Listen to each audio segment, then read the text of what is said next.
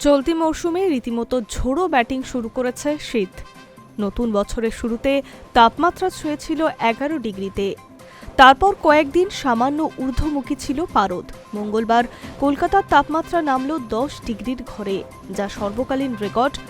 হাওয়া অফিস সূত্রে খবর, 2013 সালে 9 জানুয়ারি কলকাতার তাপমাত্রা ছিল 9 ডিগ্রিতে।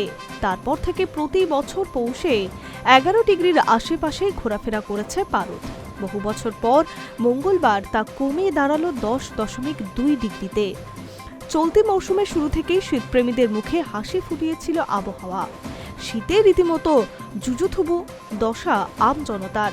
লেপ কম্বল ছেড়ে বেরোনোর দায় হয়ে দাঁড়িয়েছিল। মাঝে গত কয়েকদিন তাপমাত্রা 13 ডিগ্রির ঘরে ঘোরাফেরা করলেও মঙ্গলে এক ধাক্কায় তিলোত্তমার তাপমাত্রা নেমেছে 10.2 ডিগ্রিতে।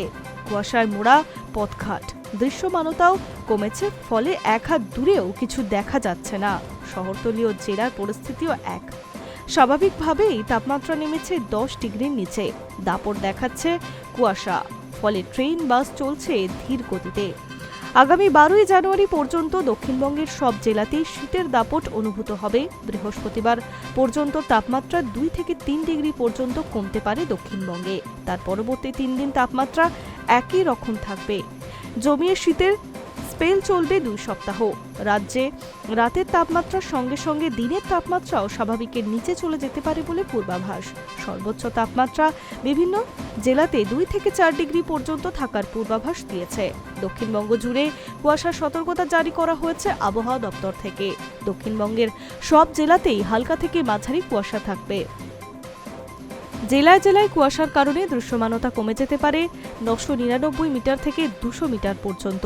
মূলত পূর্ব ও পশ্চিম বর্ধমান, পুরুলিয়া, পূর্ব ও পশ্চিম মেদিনীপুর, ঝাড়গ্রাম, নদিয়া, বাঁকুড়া এবং বীরভূমের এইসব জেলায় কুয়াশার দাপট থাকবে।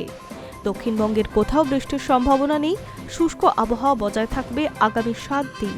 উত্তরবঙ্গে দার্জিলিং, কালিম্পং ও জলপাইগুড়ি জেলাতে বৃষ্টির সম্ভাবনা রয়েছে।